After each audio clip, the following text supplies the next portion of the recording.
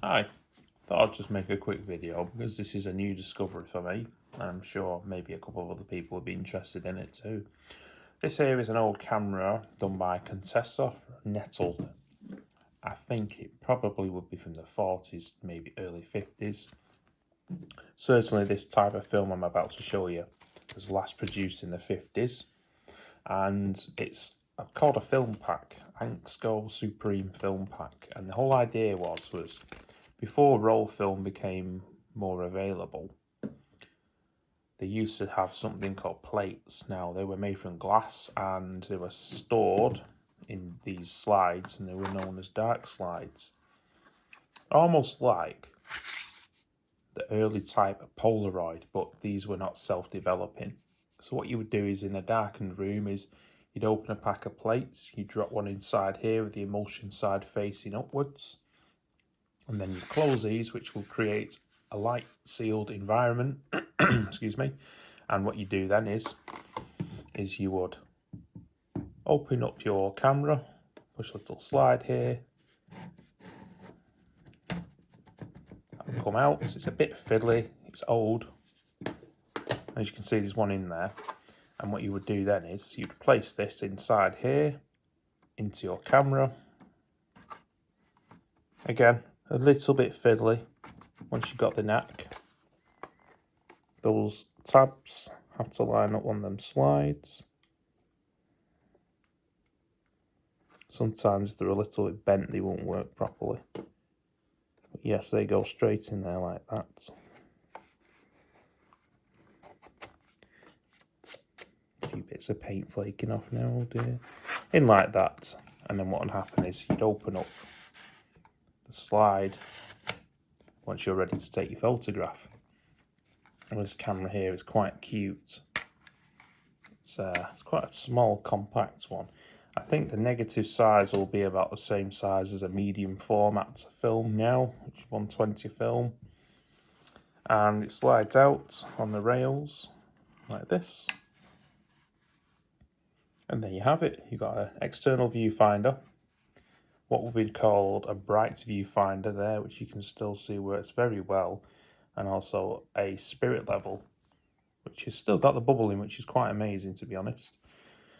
You got your apertures, you got your shutter speeds. Now, providing that you have that slide down, your film is absolutely safe against any accidental exposures, so you can test your shutter and make sure it's working to your exact requirements prior to exposing your film, which is quite good because if you're messing around you can probably accidentally press that and ruin a piece of film. But for its age, the bellows are in incredibly good condition. There's no splits, there's no tears, it's light tight. That's the first thing I do with these cameras when I purchase them, is I just make sure that the bellows themselves don't have any problems, because otherwise it would basically become useless as a camera. See in there, the bellows are in great condition. Put the is it on timed? Open the aperture up. You can see the lens is very clear. They are easy to clean and disassemble, it's not an issue. Cotton bud, Q-tip with some glass cleaner, meticulously clean them to get any fog off them, and they'll be ready to go. Yeah, so back to this film. At the moment the slide's in, so any film inside there is absolutely safe from any form of exposure from light. Now these, as far as I'm aware, are in shots of 12, 11, 10. And what happens is when you're ready to take a picture, is you take off the slide, you take your photograph, you put the slide back in, and then you pull on this individual paper tab, and that piece of film will come from the front to the back of the pack, and then you would in which tear this piece off. 3, 4, 5, 6, and so on, so you've got all 12 of them exposed.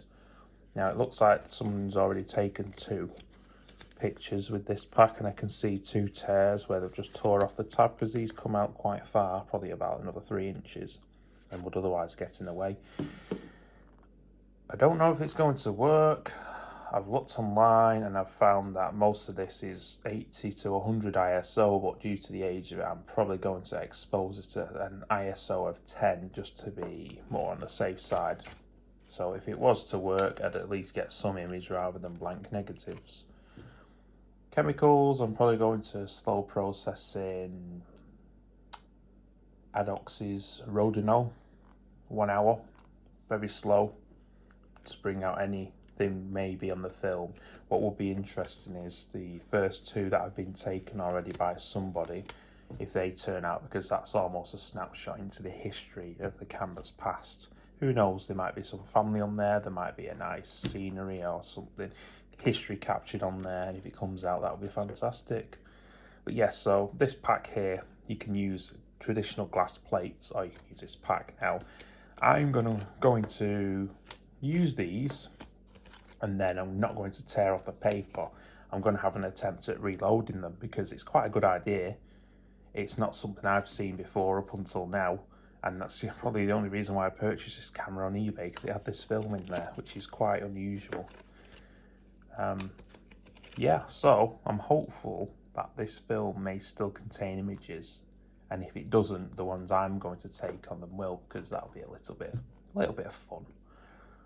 Yeah, so thanks for watching. I thought I'd show you this. This is unusual. Maybe people have seen it before. I certainly haven't, and I've learnt a little bit. You learn something new every day. So yeah, thank you for watching.